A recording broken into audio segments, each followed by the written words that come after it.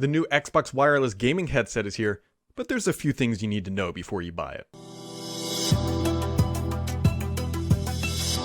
It was about a month ago that Microsoft opened up the pre-orders for the Xbox wireless gaming headset, and I've been looking forward to getting my hands on these things pretty much ever since I pre-ordered it, because this headset ticks a lot of boxes for all the right reasons. Microsoft very clearly set out deliberately to design a headset that's going to appeal to a lot of people, which is good, right? I mean, I don't know why you would make a niche product, but for $99, $99 dues, is this the headset for everybody? It's really not, and we'll get into that more later, but for entry-level headsets, this is a pretty good option. So let's just walk through the unboxing experience here. Now, nothing too crazy. Microsoft generally does a pretty good job at boxing up hardware, making it easy and accessible. And so you can just open it up and then the headset is presented pretty nicely, making it easy to just grab and go. And so you just pull it on out. There's a little bit of plastic over the microphone to help protect it while it's in transport,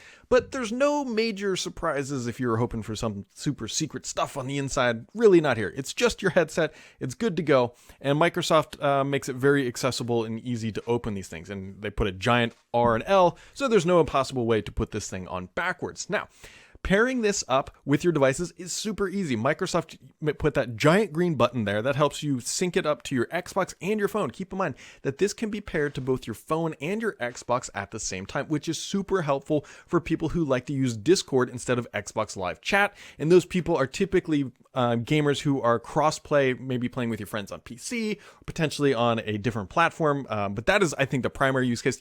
You can use it to make phone calls if that's really what you want to do, but I think they were targeting that Discord demographic. Charges via USB Type-C, which is one of the reasons I honestly bought this, because my old headset charges via micro, and I'm trying to get rid of that standard in my house desperately, but I don't know if we're quite there yet. A couple other big benefits: the ear cups, or the ear things that you see on the outside there, they adjust volume on the right side, and the left side allows you to adjust on the fly the mix between voice chat and game audio, which is a pretty big deal. Like, from an ergonomics and functionality perspective, Microsoft hit a lot of the right marks. The microphone there does retract, and the light helps you know if you're muted or not muted. And overall, for $99, there's just a ton of features, and that's why I think myself and so many other people were so excited about these. I mean, just look at these ear cups. It might be kind of hard to see here, but they are super plush, super, like, you can squeeze them. There's a lot of padding there.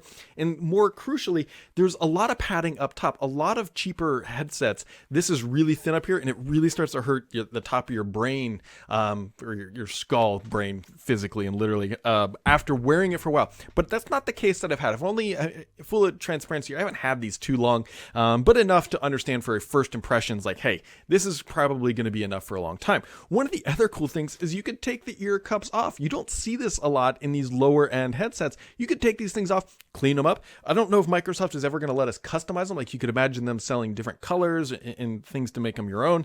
But at least being able to take them off and clean them out, that's pretty nice. And once you do that, then on the inside, you can see you have like the giant green plastic earbud, or like the whatever headphone itself. Again, all made of plastic, no high-end materials here, but again, it's $99. And so if you just think about the price point, that is what you're going to get here for gamers. Now, the thing is for $99 though, you're still getting a lot, right? Your USB-C type charging, they didn't cut corners there. They didn't really cut corners with the volume and anything else. The biggest issue I honestly have with these headsets is the audio quality just isn't there for me. Now, there's a big asterisk with me saying that, because everybody is going to have different opinions on what is good and is not good audio. For example, if you are coming from TV speakers, if you're currently using your TV speakers to play Xbox and you put these headphones on and play, you are going to be blown away, because it is such a dramatic difference. If you're using lower end headsets, like really cheap stuff, again, you're going to be really blown away, because the bass on these things is literally overwhelming. Like, it's too much. Like, you're going to be turning it down. Don't even touch the bass boost functionality or anything like that, because one of the other benefits with this headset is that you get an EQ app in Xbox. So you can actually go in there and tinker a little bit with the sound profile. And if you if you have the Dolby Atmos enabled too, you get even more options. So there's a lot of potential customization with the audio profile and soundstage that you're creating with this, but I will tell you, it's honestly just not for me. I spent about an hour yesterday tinkering, and there's a lot of guides on Reddit about how to improve the audio quality, because out of the box, the low end it's muddy is the best way I can describe it. It's not clean and crisp. It's really, really muddy compared to higher end headsets. And it's not impossible to get rid of it. If you set the soundstage EQ settings correctly, you can reduce it, but then you really miss out on the low end. And so the sound profile is lacking. Like, if it seems like Microsoft cut the corners anywhere, it's potentially on that. I honestly just at this point hope that they take this exact same headset, put a tweeter or two or something in there to improve the soundstage, and call it the Elite Series headset, and I would buy it in a second for $100 more or something like that. But for now, for $99, it's a good value. Like, that's the thing that you have to keep coming back to, is that this is going to be comparable to other, I don't even know if it's fair to say it's comparable to other $99 headsets, because I don't know of all those headsets that get this level and range of features and functionality. The other challenge with this headset currently, but I'm pretty confident Microsoft will be able to fix this via software, is the mic monitoring is not great. There's definitely some issues with it picking up your voice. There are, again, settings that you can adjust in the Xbox app that you run to tinker with the EQ that allow you to adjust that. But there was definitely some challenges with the mic picking up my voice when talking with teammates, but I think that can be addressed more so than anything else. The soundstage, I'm not too confident that they'll be able to fix that, because I think it's actually the drivers.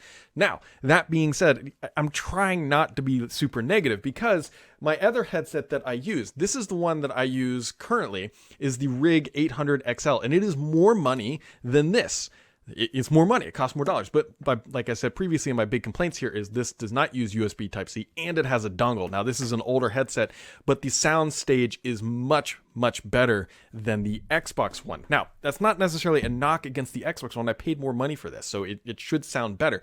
But the reality is that going from a high-end headset to this is not going to be a pleasurable experience. If you're running like a higher-end Turtle Beach or Arctis or any of those brands, and then you pick this thing up, you're going to be disappointed in the soundstage. There's no other way to describe it. My hope was that I was going to be able to tinker with it enough to be happy that I could replace these with this, even though they're less expensive, because there's so many more features. Like, being able to spin these cups is super helpful. Like, I even like the light on here, because this one, you flip the mic up, kind of hard to see, to mute, and it's just not as convenient. It's like, there's a lot going on here, but the soundstage is just lacking. And for me, that is what's most important among anything, is the soundstage, because that's how you game, you listen for that stuff. So there's going to be two people who watch this, people who are upgrading from like inferior devices like TV speakers, and they're going to love it. And if you are in that demographic, you are going to love this, and I would highly recommend this for